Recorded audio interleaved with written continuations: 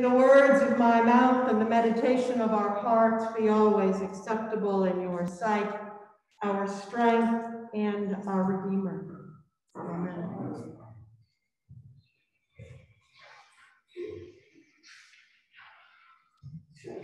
When you look in the catechesis, which is a part of the prayer book that answers all kinds of wonderful questions, it says, what is the nature of God? And you would expect, right, for theologians, people, for the answer to be long and drawn out in paragraphs long.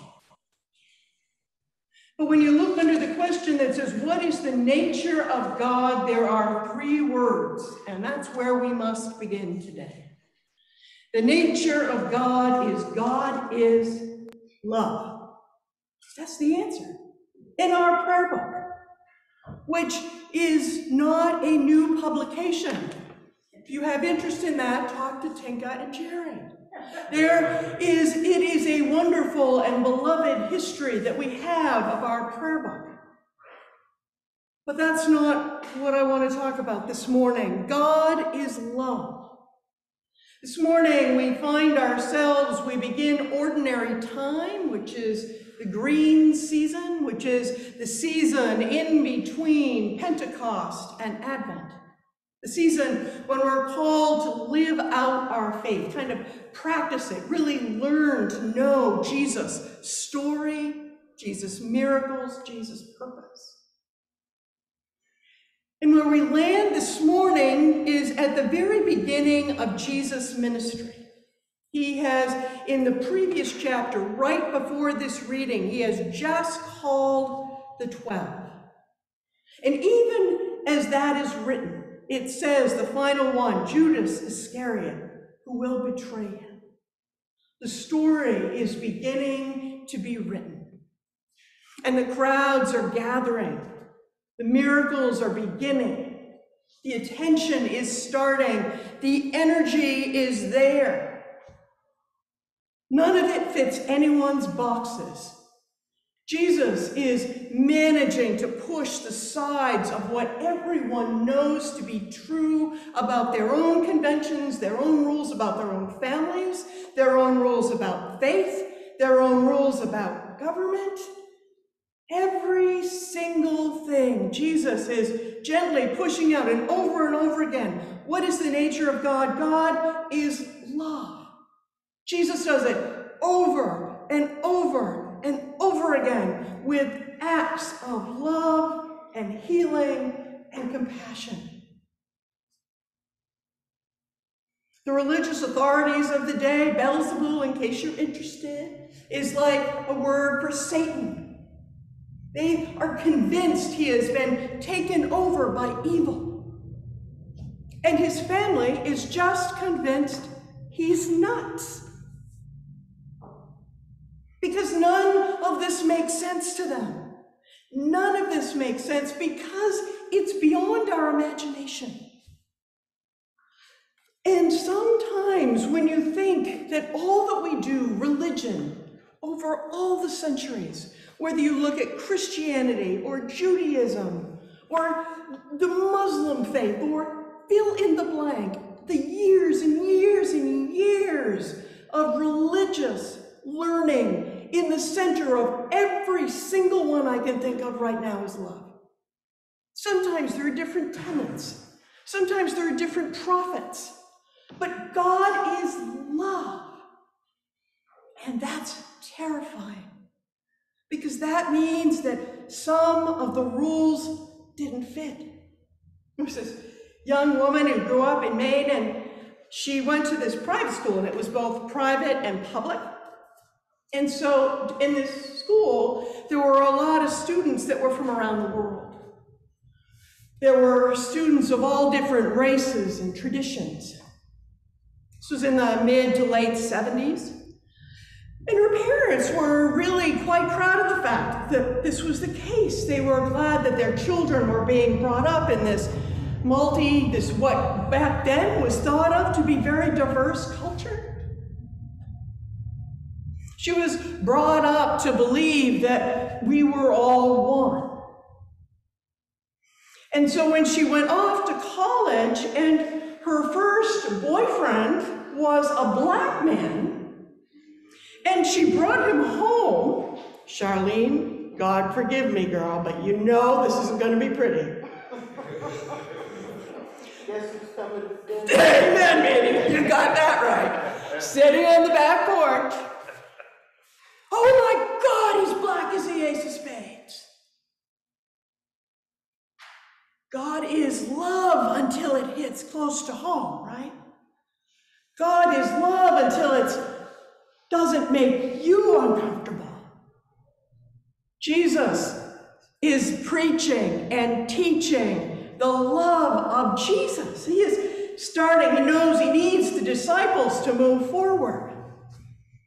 And in the scripture we hear the strong man, unless you address the strong man. What does that mean?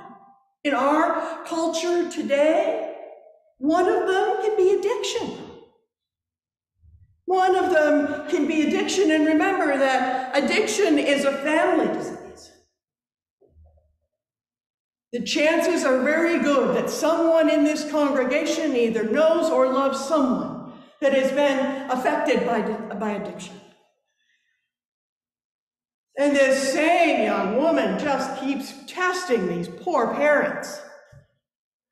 Testing these poor parents who are both alcoholic, but they're both functional, right? They don't look like alcoholics, because alcoholics are the people that, like in Manchester, when you drive down the street, they're those poor people that are sitting on the street.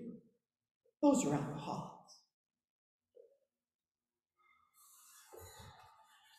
But come to find out, those aren't the only people that are alcoholics. Did you know that? Well, this young woman had no idea. She had no idea that people could have, there's a back behind the arrow. She's right. They had no idea that people could have really good jobs and really good families. And this same young woman went to school and did everything, and things were just going badly. And she ended up going, and through all kinds of circumstances, ended up deciding that she needed to get treatment for alcoholism. And she went, and she knew that this was not going to go over well. And when she called home, they said, well, as far as we're concerned, you're dead. It's not when we don't fit in the box, right? When we don't fit in the box, it's scary. The religious authorities were saying to Jesus, you are turning our belief in God upside down, and that doesn't work. And his family said, my God, you're crazy. You can't do this. People are mad. You're going to get killed. What are people going to say about us? Well, that same young woman came home, and she called her parents, and they met in Portsmouth. And if anybody's ever been to the ferry landing, it's a fact. I don't know if it's still there. Is it still there? Of course. I'm old. I don't get to do that. It's, they go and they sit. Because this young woman knew that it wasn't all about her. Because alcoholism is a disease, that strong man, that sin, that disease. And so when they sat down and that same man ordered a pitcher of beer that was frosty cold, and it was a nice hot day like today, and he put it right in the middle of the table. I wonder if she's really serious about this, he said. The person didn't take the drink because at that point, there was no going back, right? There was no going back, because Jesus, once you know that God is love, once you know that you have to choose life, sometimes it feels crazy, sometimes it makes other people uncomfortable. But sometimes you have to choose life. Sometimes you have to choose life. when we hear this morning about Jesus saying over and over and over again, how is it that we can be the people that God needs us to be? Sometimes when we address race, it threatens authority. Sometimes when we address addiction, it threatens our families. Mental illness, we know, is rampant in our country, and the resources are absolutely vastly lacking. Jesus says, love, we reach out and love the other. But the other thing that's important about this story, and that's important about the story of Jesus, is that God knows this story. And God knows that it's only with God's grace that God can wrestle that strong man. But it's also only us, right? And so how is it that we do that? About 12 years ago this month, that same man who put that pitcher of beer in front of me, because I was that young woman, and the same man that was so mad at me, and the same man that had said with my mom and my grandmother that as far as they were concerned, I was dead, because they were so worried about what people were going to say about them. They couldn't imagine that God would actually be able to be in all this, and that they weren't going to lose me, and that I wasn't going to take them captive, and that I wasn't going to shove either the Bible or the prayer book down their throat. Because God is love, right? God isn't the Bible, and God isn't the prayer book, and God isn't the building. Hello, people on Zoom. God is love. And so 12 years ago this week, I was ordained to the diaconate. And that same man helped my children put this stole, and Frank and Carla were there, put this stole around my neck. He does not understand me, but he loves me in his own way. By making the choices that we make, by standing up and being able to be the people that God needs us to be, it doesn't have to change our family. It can change our family, that's a lie. But it doesn't have to threaten our family.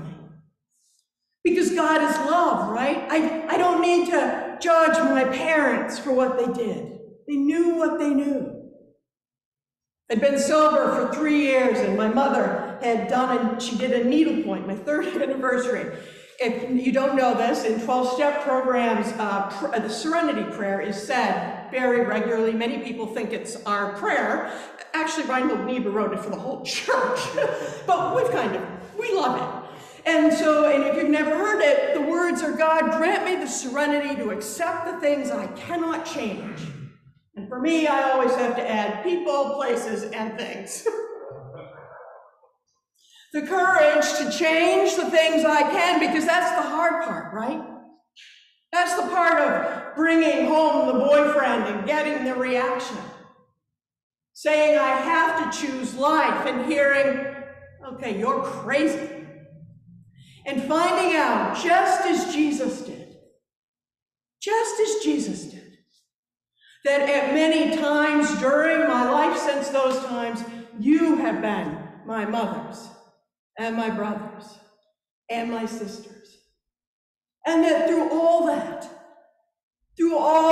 I've also been able to love and live with and embrace my family. God is love. The final words of those prayer, of the short version of the prayer, is in the wisdom to know the difference. So on this day, as we move forward, we are faced, all you have to do is turn on the news or your computer, and you will see racism, sexism, patriarchy, fill in the blank. And so it begins with us, because all of those things all of those things aren't going to spark your soul. But what little ones do, what does speak to you, is to remember at the end of the day, no matter what it is you're being called to do, remember that in our prayer book, we are reminded 3 simple words: that God is love.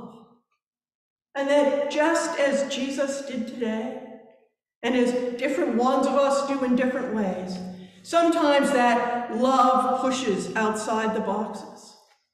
But I can tell you, I only have one witness.